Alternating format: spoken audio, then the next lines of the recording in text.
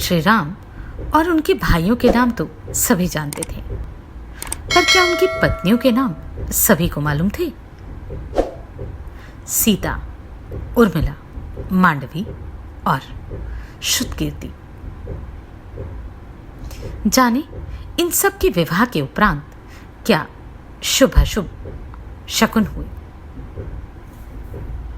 आप सभी से अनुरोध है कि यदि आप इन वीडियोस को लाइक, शेयर या सब्सक्राइब नहीं भी कर सकते तो इन्हें पूरा अवश्य सुने। तदनंतर जब रात बीती और भोर हुई तब महामुनि विश्वामित्र राजा जनक और महाराज दशरथ दोनों राजाओं से पूछकर उनकी स्वीकृति ले उत्तर पर्वत पर, हिमालय की शाखाभूत पर्वत पर, जहां कौशिकी के तट पर उनका आश्रम था, वहां चले गए।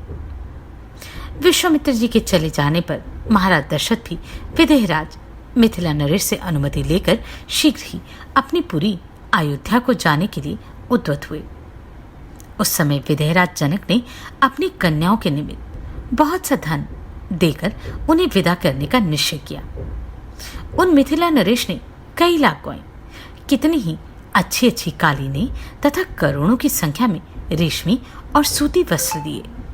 भांति भांति के गहनों से सजे हुए बहुत से दिव्य हाथी, घोड़े, रथ और पैदल सैनिक भेंट किए। अपनी पुत्री के लिए सखी के रूप में उन्होंने 100 कन्याएं तथा उत्तम दास दासियां अर्पित की। इन सब के अतिरिक्त राजा ने उन सब के लिए 1 करोड़ सुवर्ण मुद्रा, रजत मुद्रा, मोती तथा मूंगे भी दिए। इस प्रकार मिथिलापति राजा जनक ने बड़े हर्ष के साथ उत्तमोत्तम कन्याधन दिया। नाना प्रकार की वस्तुएं कन्याधन के रूप में देकर महाराज दशरथ की आज्ञा ले वे पुनः मिथिला नगर के भीतर अपने महल में लौट आए।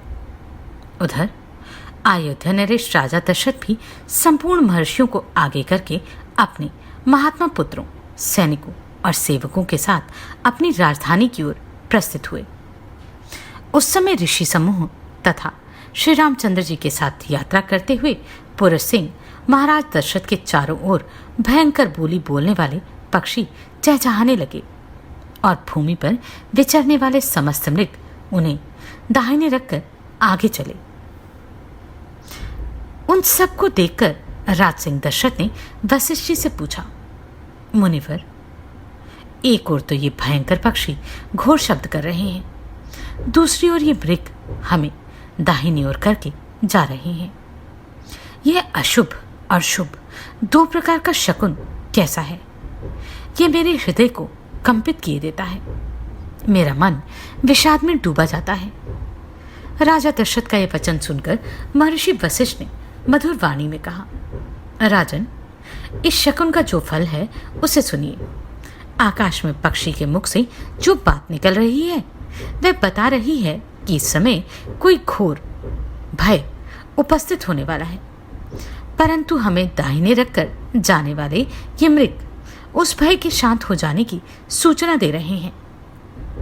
इसलिए आप चिंता छोड़िए। इन लोगों में इस प्रकार बातें हो रही थी कि वहां बड़े जोरों की आंधी उठी। वह सारी पृथ्वी को कंपित करती हुई बड़े बड़े वृक्षों को धाराशायी करने लगी। सूर्य अंधकार से आच्छन्न हो गए। किसी को दिशाओं का भान न रहा। धूल से ढक जाने के कारण वह सारी सेना मूर्छित सी हो गई। उस समय केवल वशिष्ठ मुनि अन्य अन्य ऋषियों तथा पुत्रों सहित राजा दशरथ को ही चेत रह गया। शेष सभी लोग अचेत हो गए थे। उस घोर अंधकार में राजा की वह सेना धूल से आच्छादित हो रही थी।